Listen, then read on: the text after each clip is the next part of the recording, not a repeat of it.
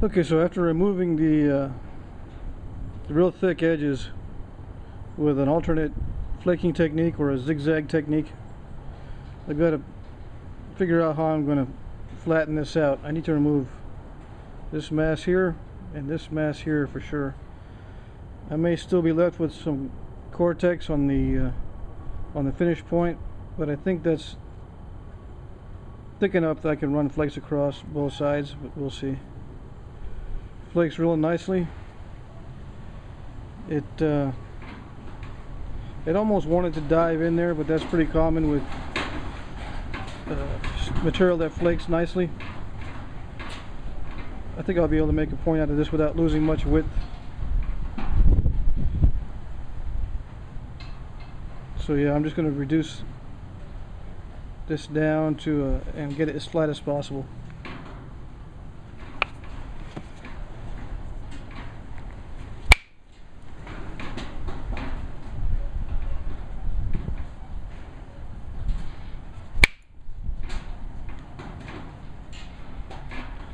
It's good that the material next to the cortex is not fractured. That's pretty rare. It's a good piece of stone.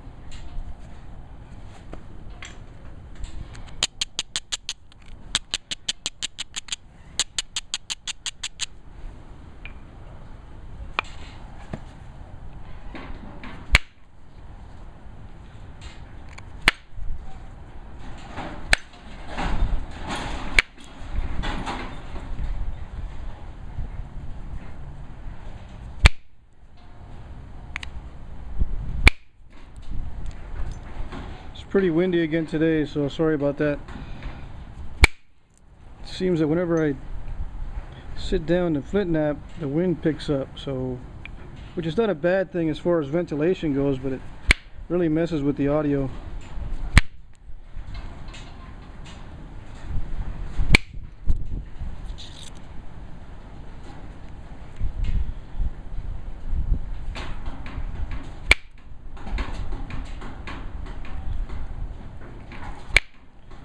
So I'm just taking opportunistic flakes. I'm not really preparing platforms very well.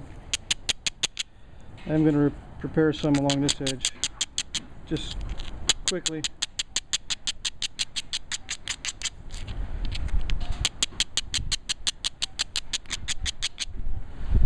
I need to run a flake across that ridge, run some flakes across here to get rid of that bulge, and run some flakes across this mass back here. So that's where I'll be grinding the heaviest. And by grinding, when I go this way, this is called shearing. This is called abrading. Well, that's what I call it anyway, just to get to differentiate between the two. This is shearing and this is abrading.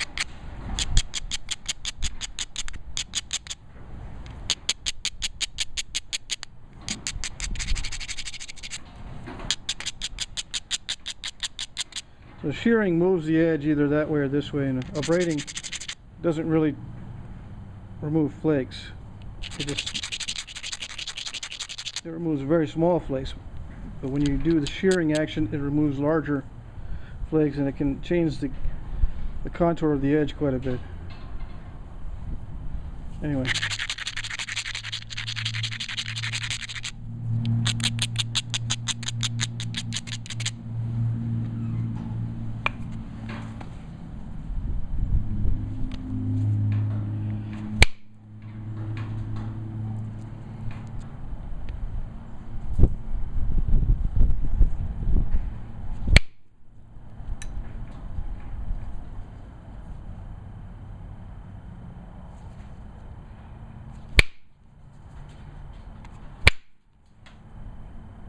Really should move that edge closer, but I think I can remove that turtle back right there without moving that edge.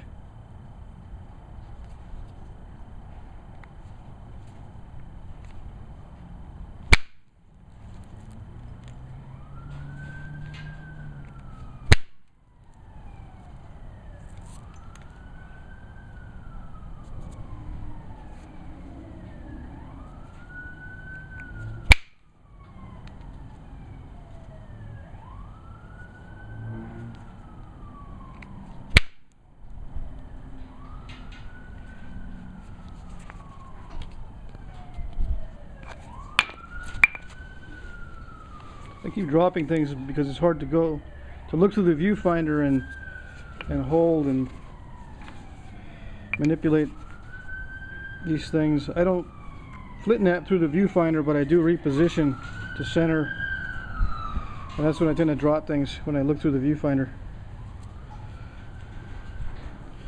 They look further away than they really are.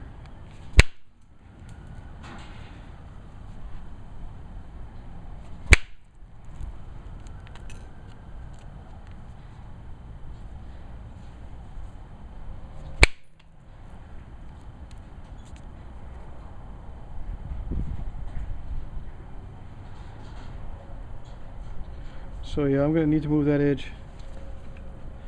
I don't really want to because I'm going to lose some width, but I don't want it thin from the base.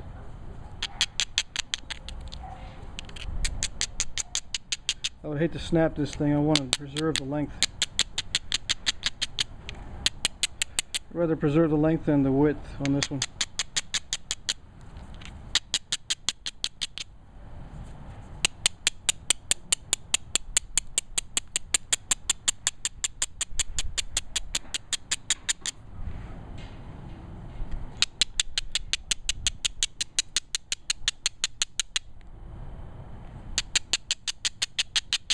I'm just shearing because shearing only removes a little bit of width in comparison to like pressure flaking or running some percussion flakes. I think it'll lower that edge enough just by shearing off the edge.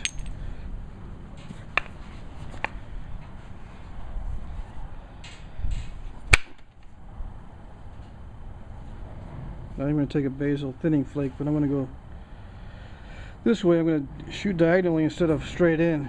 It doesn't put as much bending stress on it. Now that one shot clear over that hump and almost to the other edge. You got to watch out for those because sometimes they can take off the other edge.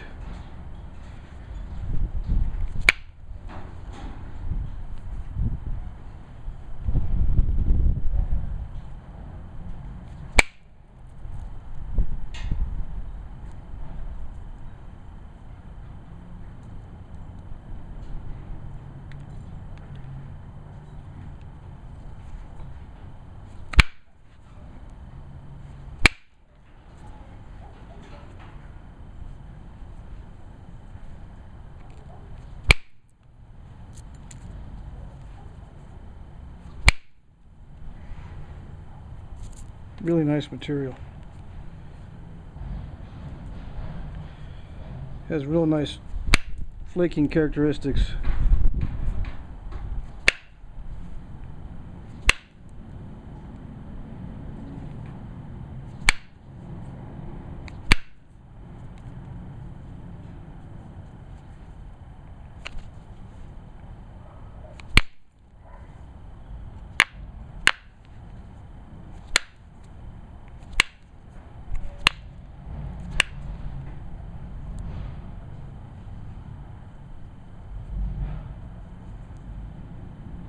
This is Chert, but you could call it a jasper because it's almost peanut butter colored.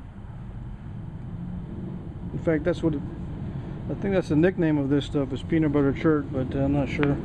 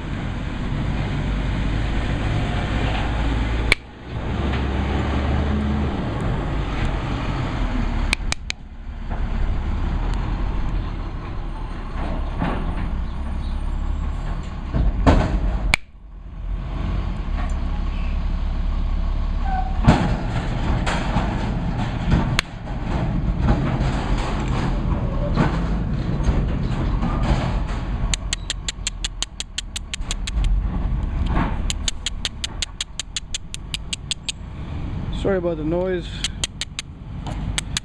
Garbage truck decided to want to come by during my video, I guess.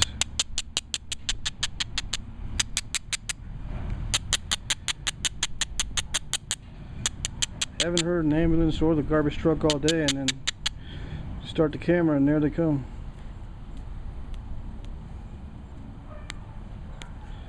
Okay.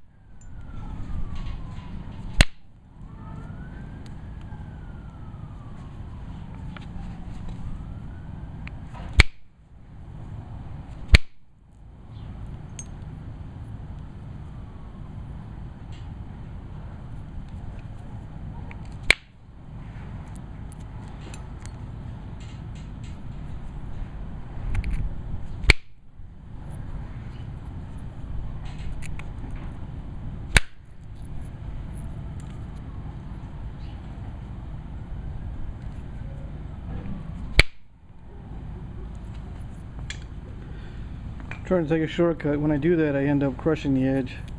I didn't prepare the edge before I did that strike, or some of these strikes are along the base, because I didn't want to lose much width, but then I get that crushing, which causes me to lose width anyway. So I just need to prepare before I do those strikes.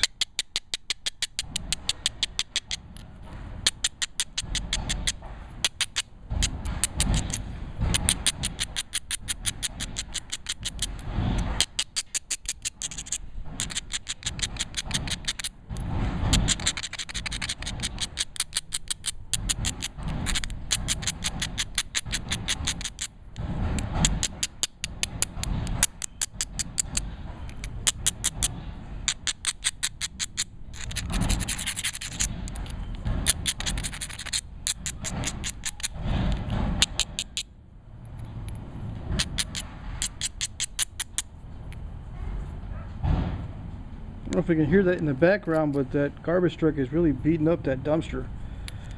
Must be something stuck inside the dumpster.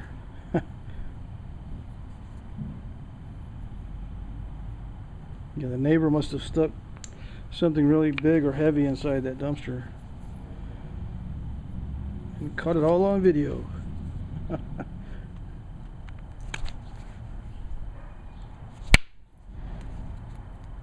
The audio part, that is, anyway.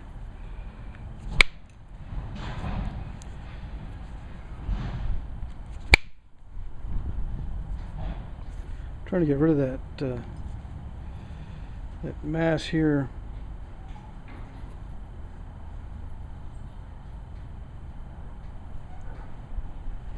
I've come at it at different angles, and it's starting to become an island, so I've got to be careful.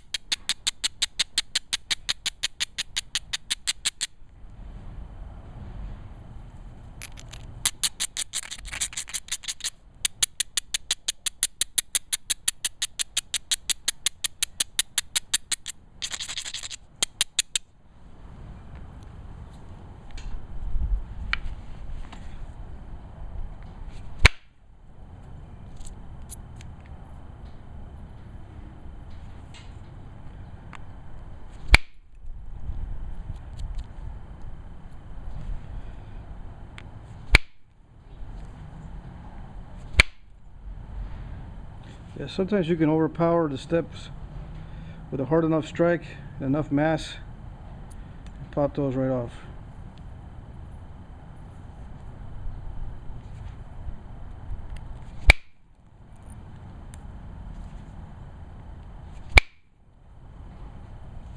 but sometimes you can't. Like right there, that should have gone all the way, but because of the steps close by, something caused it to fail really quick.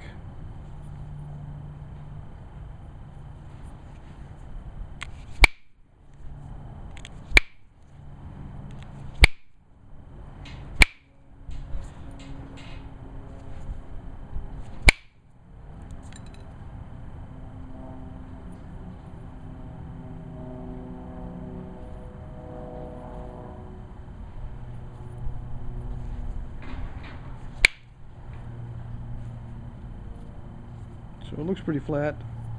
Still some areas I need to reduce. The base is still really thick.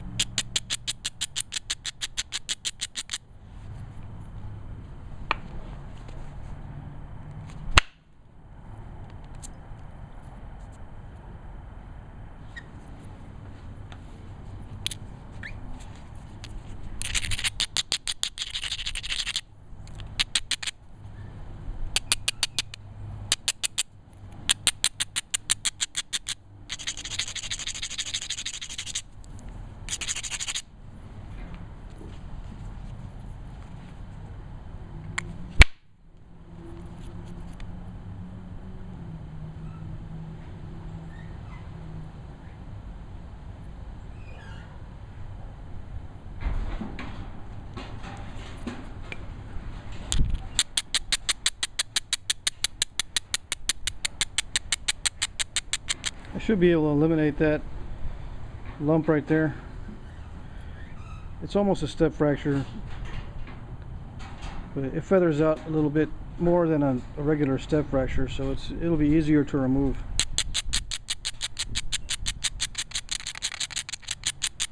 Some step fractures like that will dive into the point.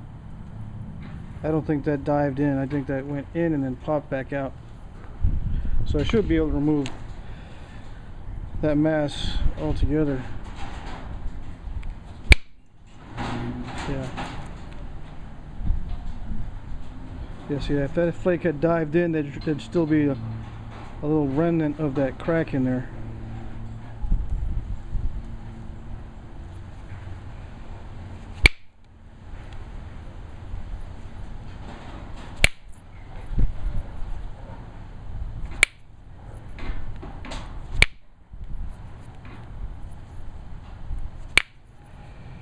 Okay, so I'm just going to clean up the edge, and that'll be it for the preform.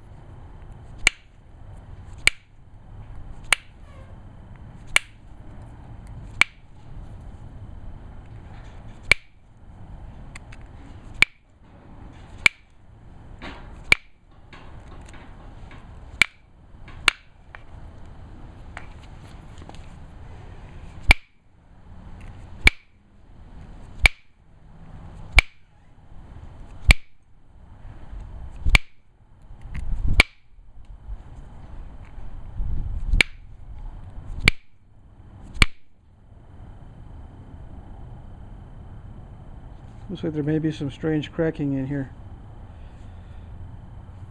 I think I still have enough thickness where I can send flakes across that area.